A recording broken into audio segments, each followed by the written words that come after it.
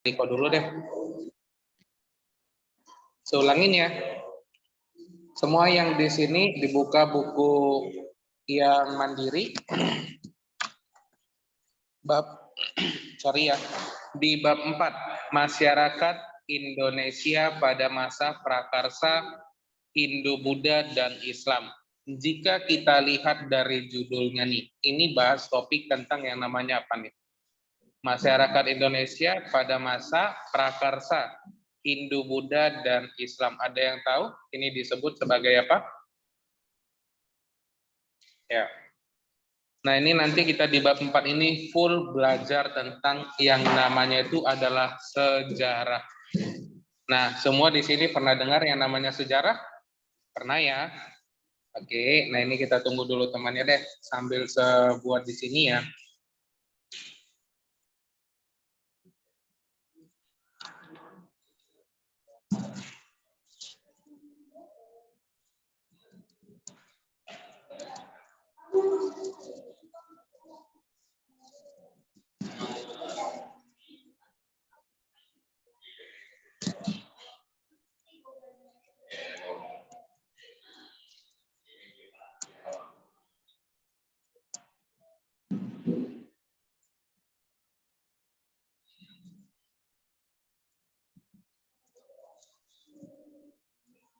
Oke, di situ udah sebuat ya. Nah, sebelum kita masuk, saya mau bahas dulu soal ujiannya ya.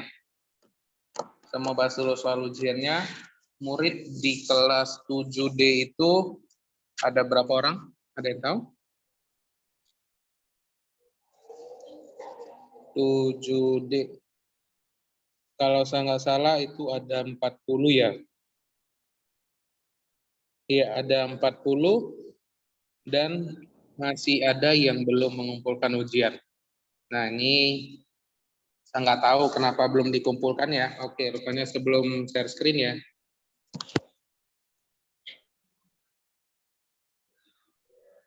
Oke. Nah, di sini saya sudah share screen. Di sini kita bakalan kelihatan ya. Yang mengumpulkan di sini ada 39 dari 40 orang di kelas 7D. Berarti masih ada satu orang yang belum mengumpulkan. Kita nggak usah bahas pilihan berganda dan isiannya, kita mau bahas soal uraiannya. Nah, semua masih ingat ya, pilihan berganda itu ada berapa soal nih? Pilihan berganda itu ada berapa soal? Ada 30 ya. Satu soal itu berapa nilainya? Ada yang tahu? Satu soal itu ada berapa nilainya? Ada yang tahu nggak nih? Iya, benar ya. Nilainya itu dalam satu soal itu nilainya adalah 2. 2 dikali 30 berarti 60. Benar ya? 60. Di isian itu ada 10 soal. Poinnya itu adalah 2. Berarti 2 dikali 10, 20. Berarti kalau kamu sudah benar pilihan berganda dan isian, nilai kamu itu sudah 80. Nah, kalau esai ini ada 5 soal, benar ya? Esai ada 5 soal. Satu soal itu berapa nilainya? Ada yang tahu? 4. Benar ya? Ada 4. Sebanyak kurangin nilainya di uraian. Kenapa? Pertanyaan yang paling simpel. Nomor 4 ini soalnya panjang. Benar ya? Dan banyak jawabannya itu hanya singkat saja. Logika nggak lebih panjang soal daripada jawaban? Ayo, soalnya panjang. Masa dijawab kamu jawab hanya singkat saja? Dan banyak juga yang menjawabnya ngawur. Ngawurnya itu gimana? Nanti kita lihat sama-sama. Oke, nah jadi di sini ya. Mengapa dalam memenuhi kebutuhannya manusia perlu membuat skala prioritas? Nah, ini juga ya, rata-rata ini sudah benar, tetapi ada juga yang menjelaskan skala prioritas itu adalah bla bla bla bla. Dia menjelaskan skala prioritasnya saja tanpa menjelaskan mengapa memenuhi kebutuhannya manusia perlu membuat skala prioritas. Dia nggak menjelaskan nih, kenapa sih manusia memenuhi kebutuhannya? Nah, itu adalah intinya ya. Jawabannya paling simpel, manusia kenapa memenuhi kebutuhannya? Karena itu memang perlu. Benar ya? Yang namanya kebutuhan berarti manusia itu perlu atau menginginkan hal tersebut. Nah, yang nomor 4 ini, kebutuhan adalah segala sesuatu yang diperlukan manusia untuk mencapai kemakmurannya. Ada nggak di sini manusia yang mau miskin?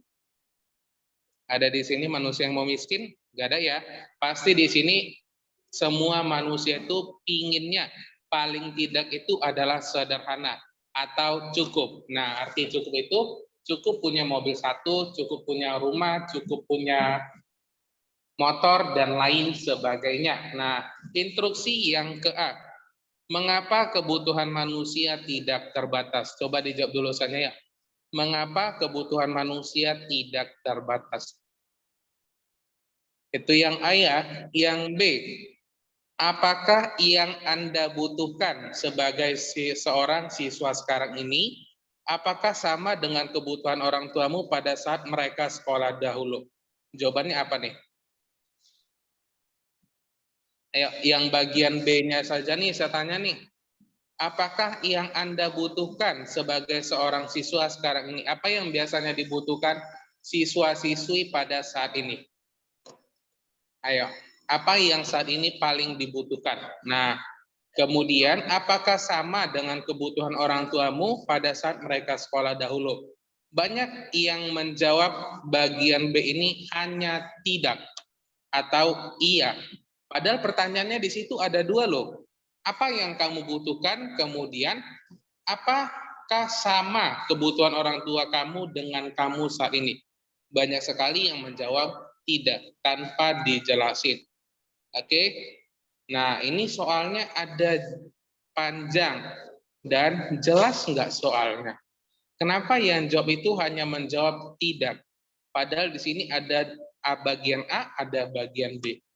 Oke, kalau seperti gitu wajar ya saya kurangi nilainya ya, karena pertanyaannya ada dua, dijawabnya cuma ada tidak. Nah, kemudian di sini juga ada yang banyak salah di bagian ini. Oke, yang nomor 2 ini, jelaskan perbedaan antara pasar tradisional dengan pasar modern. Nah, banyak yang menjawab pengertian pasar tradisional apa? Pengertian pasar modern itu apa? Hanya menjelaskan pengertiannya saja. Padahal pertanyaannya apa sih perbedaan di antara keduanya? Nah, di antara murid yang hadir saat ini nih ada 14 tambah 10, 24. Yang jawab hanya pengertiannya saja siapa di sini? Ayo, ada nggak di sini yang masih mengingatnya? Kita ujian terakhir loh ini, benar ya? Kita ujian terakhir di hari Kamis kemarin nih. Nah, ini saya cuma bilang ya, semua di sini sudah pintar pakai smartphone? Sudah ya? Udah misalnya jika tidak mengerti dalam bahasa Inggris dalam soal ini, saya sudah bilang, kamu boleh jawabnya dalam bahasa Indonesia. Nah, ini yang buat soal ini adalah Sopeter, sama Sopeter pun juga sama, hanya soalnya saja berbasis bahasa Inggris, tapi kamu boleh menjawab bahasa Indonesia. Kamu hanya perlu mentranslate arti soalnya saja. Nah, oke.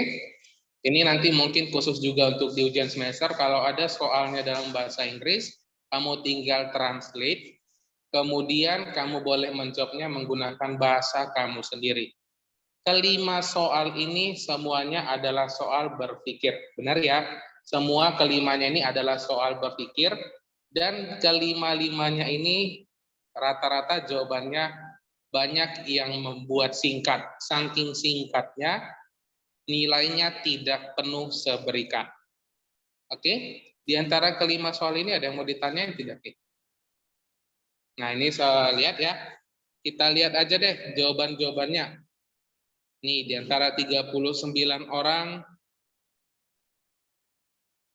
individual. Nah, kita lihat dulu, kita cek di nomor 18 nih. Contohnya ya kita cek ya, wah nilainya tinggi ya. 76 saya lewatin namanya. Oke, nah ini yang seharusnya jawabannya dibuat seperti begini. Ada yang jawabnya hanya sekilas saja nih.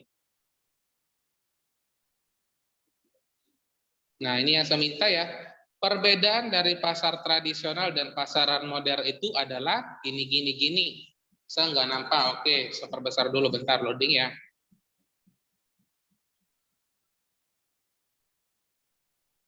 Bagi yang merasa ini punyanya, diam-diam aja ya.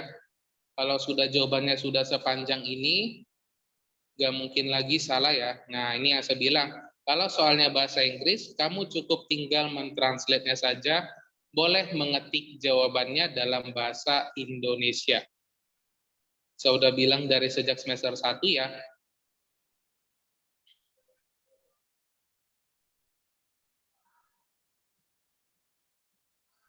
Nih. Nah, yang ini seharusnya jawabannya. Perbedaannya. Rata-rata di sini menjawab apa sih pengertian pasar tradisional, apa sih pengertian dari pasar modern. Nah, tadi saya sudah tanya, semua di sini sudah pintar pakai smartphone? Jawabannya sudah. Kak, tidak mungkin saya nggak ada internet untuk mencari translatannya. Nggak mungkin tidak ada internet, sedangkan kamu menjawab soal ujiannya ini menggunakan Google Form atau internet. Untuk nomor ini udah benar semua ya. Nah, ini pilihan bergandanya pasti benar semua, dan ini saya kasih tunjuk ya. Siapa sih yang dapat nilai 100 adalah ini? Ada orangnya sini? Levino. Nah, ini satu orang ya. Dan dia mengumpulkan di jam 8.54. Oke, ini adalah orangnya. Nah, ini nomor berapa lagi yang mau kita lihat contohnya? Ke 20 nih. Kita lari ke oke, ini juga bagus.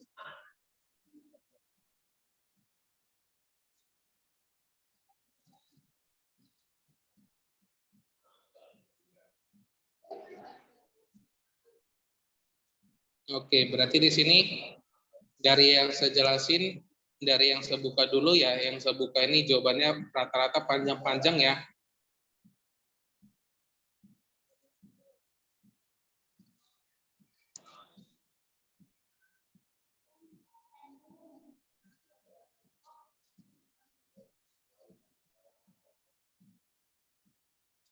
Oke, berarti untuk ujiannya nanti nilainya kamu tunggu saja ya.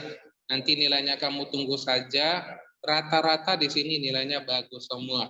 Tapi yang tadi saya bilang ada beberapa atau hampir semua rata-rata itu jawabannya itu hanya singkat-singkat saja. Padahal di bagian uraiannya itu yang paling penting. Oke, nah sekarang kita lanjut materi kita. Copy paste lagi ya, copy paste lagi dari ini. Yang baru join dibuka buku cetak IPS-nya, IPS Mandiri.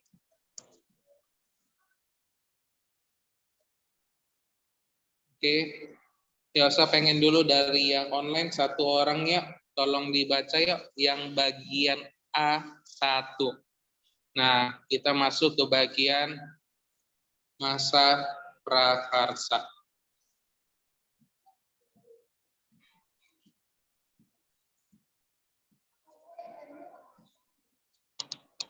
Nah, ini adalah kurang lebih gimana sih manusia di zaman dahulu pada masa prakarsa. Dari 16 orang ini ada yang mau baca nggak nih? Atau sebelumnya yuk diaktifin dulu kameranya yuk.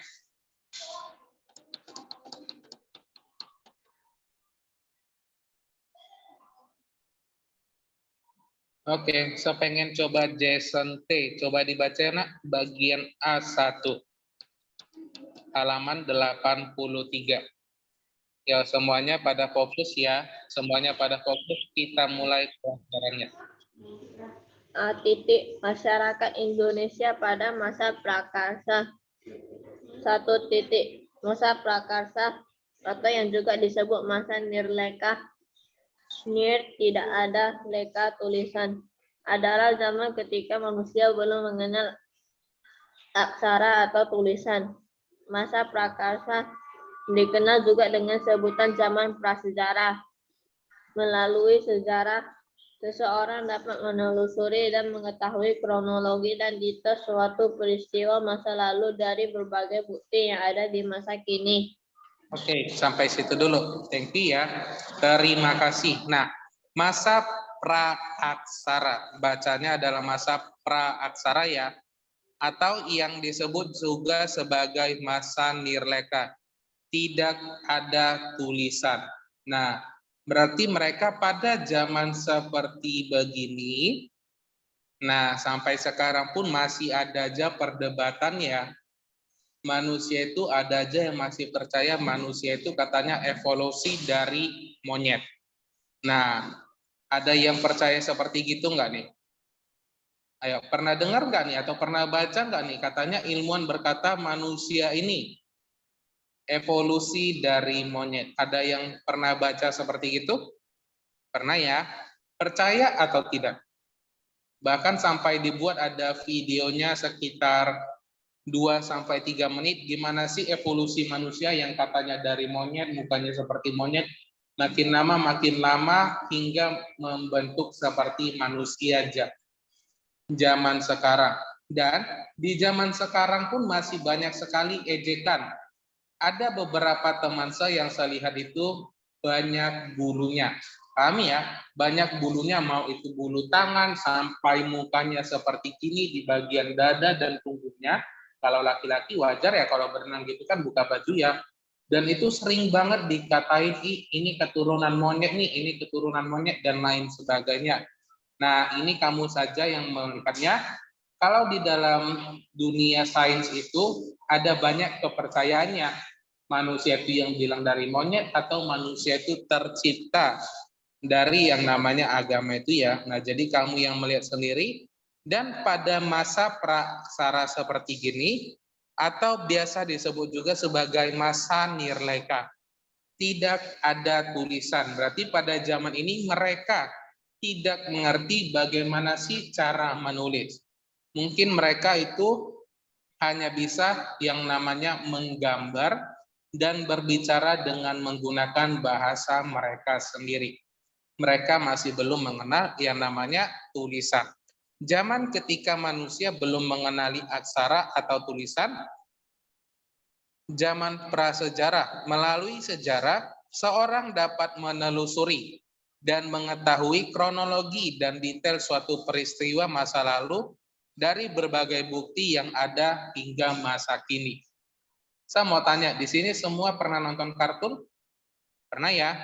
Banyak sekali teori-teori yang berkata, dinosaurus itu punah gara-gara apa? Ayo, dinosaurus itu punah gara-gara apa? Mau itu di kartun atau film-film itu, dinosaurus punah gara-gara apa? Gimana? Oke, nah ada yang bilang meteor, ada yang bilang gunung meletus. Nah, teori itu didapat dari mana sih, atau pertanyaan selanjutnya, gimana sih kalau misalnya dinosaurus itu sudah menjadi tulang belulang atau biasa kita kenal sebagai fosil? Dari mana sih mereka tahu ini tulangnya ini sudah berjuta-juta tahun lalu? Pernah baca gitu ya? Gimana sih cara menghitungnya? Nah, zaman sekarang itu teknologi sudah canggih. Sudah canggih banget ya. Dan kemarin kalau saya nggak salah beberapa tahun lalu itu ada yang sempat viral. Ada tubuh manusia yang sudah membeku 500 tahun lalu. Ada yang tahu itu? Manusia membeku 500 tahun yang lalu. Masih lengkap. Badannya dan pakaiannya seperti begini. Nah, kamu lihat. Dia tertanam membeku di bawah gunung es dan seperti begini. Saya nggak nampak. Nih, ini kemarin sempat viral loh. Ini badannya masih lengkap sampai rambut dan bajunya. Ini kenapa? Ini adalah sebagai salah satu ya, bisa disebut juga sebagai sejarah ya. Gimana sih, kenapa sih tubuh manusia kita tahu kalau manusia itu sudah meninggal, itu pasti diurai ya, mau itu dari badannya sehingga hanya tinggal tulang belulang. Dan ini kemarin sempat viral nih. Membeku 500 tahun, remaja ini berubah menjadi mumi. Oke, nah ini sebabnya kenapa nanti kamu yang baca sendiri ya. Dan ini bisa juga dipelajarin sebagai sejarah. Kenapa dia bisa ditemukan di dalam gunung es? Di bawah gunung es itu dihancurkan, mereka mendapatkan penemuan seperti gini. Dan dari mana mereka tahu kalau ini udah 500 tahun? Ada yang bisa menjelaskan sama kita? Kenapa ini disebut sebagai 500 tahun? Siapa itu Juanita?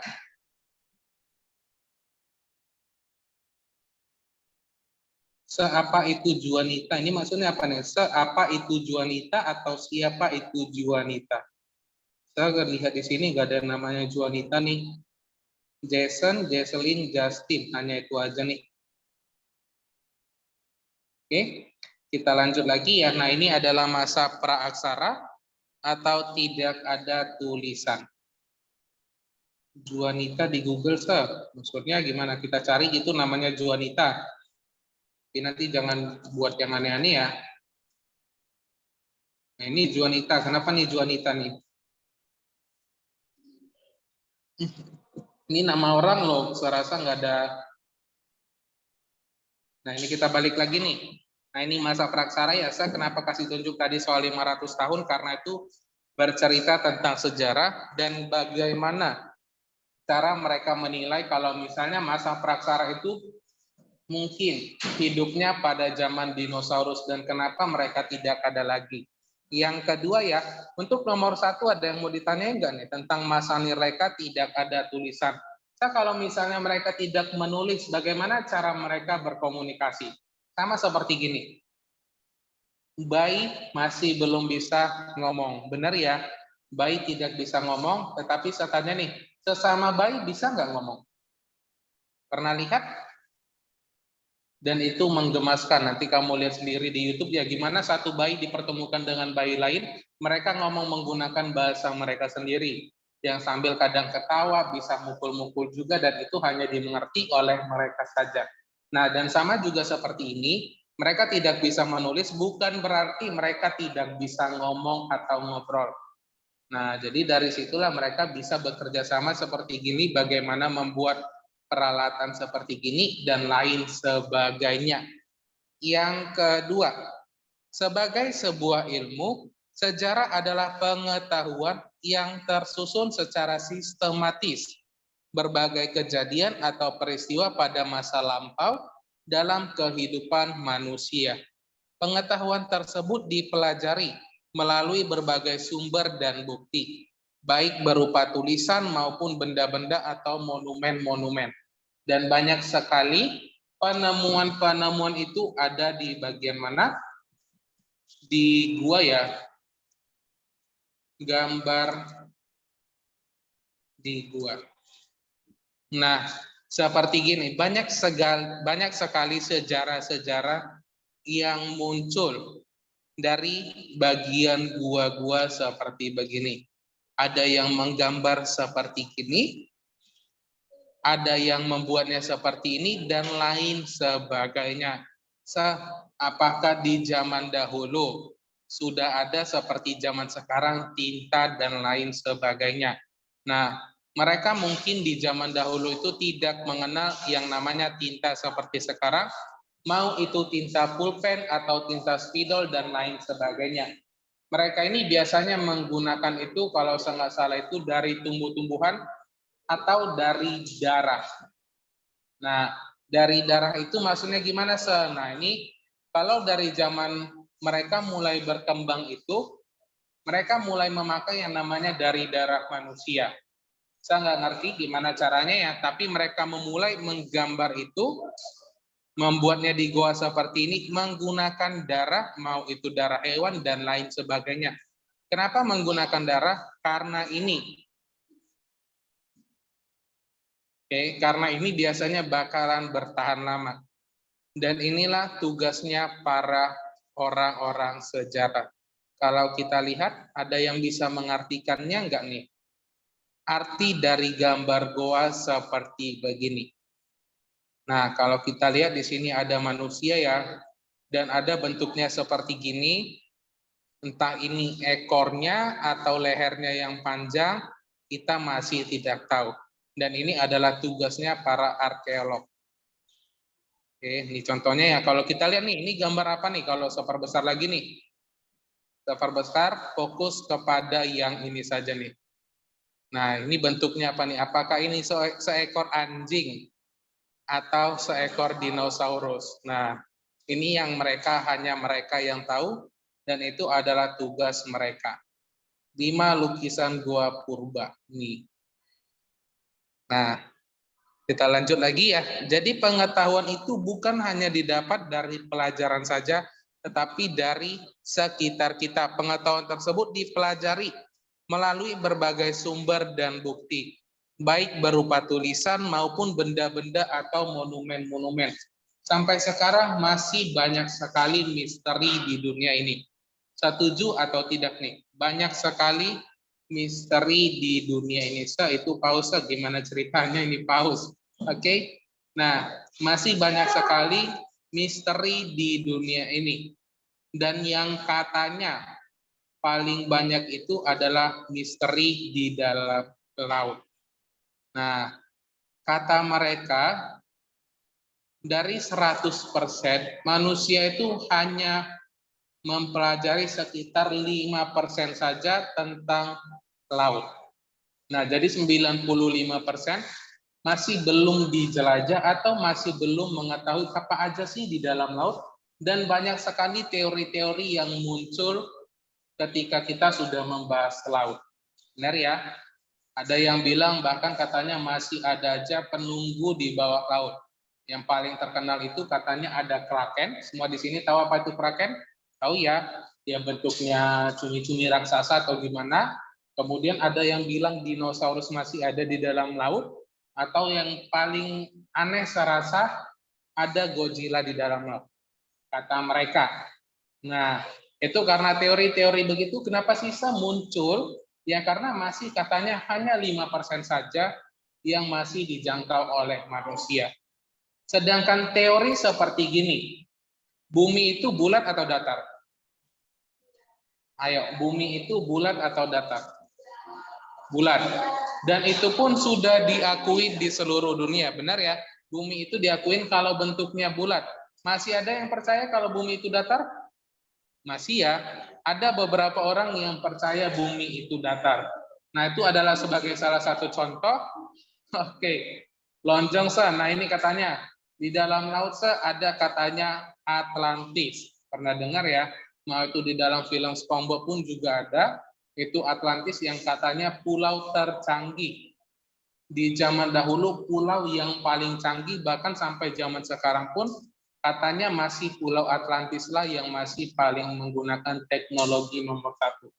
Sampai sekarang masih belum ada mobil terbang ya, benar ya. Dan katanya di pulau Atlantis itu semuanya menggunakan emas, kendaraannya itu terbang dan lain sebagainya. Nah, ini kita nggak tahu gimana ya. Tetapi ini bisa juga disebut sebagai sejarah, kita belajar. Dan nanti mungkin di antara kamu yang ada di sini pengen belajar sejarah, nanti kamu yang melihat sendiri. Sejarah itu penting banget buat kehidupan kita. Tanpa ada sejarah, perkembangan seperti sekarang ini tidak ada. Ada banyak manfaat yang dapat diperoleh dari sejarah. Salah satunya, kita dapat mempelajari kehidupan manusia pada masa lampau dari berbagai aspek kehidupan. Jadi kita belajar gimana sih dari zaman dahulu, kemudian belajar mulai dari zaman sekarang. Zaman dahulu dengan zaman sekarang berbeda atau tidak? Berbeda ya. Nah, kalau contohnya dari zaman Papasa katanya kalau ke sekolah itu mesti jalan kaki yang sampai berkilo-kilo-kilometer, yang masih tinggal di kampung perlu naik turun gunung, naik turun lembah, dan lain sebagainya. Kalau untuk anak zaman sekarang pasti berkata, pasti ini bohongan. Benar ya? Dan mungkin yang bilang, ini cuma banyak cerita nih papaku gitu contohnya ya. Tapi itu mungkin saja beneran terjadi. Nah, jadi kita sampai di sini dulu nih. Kita sampai di sini dulu. Dari nomor 1, 2, 3, ada yang mau ditanyain? Nah, kalau tidak, kita lanjut. Coba dilihat nih, halaman 84. Coba dibuka bukunya halaman 84 ya.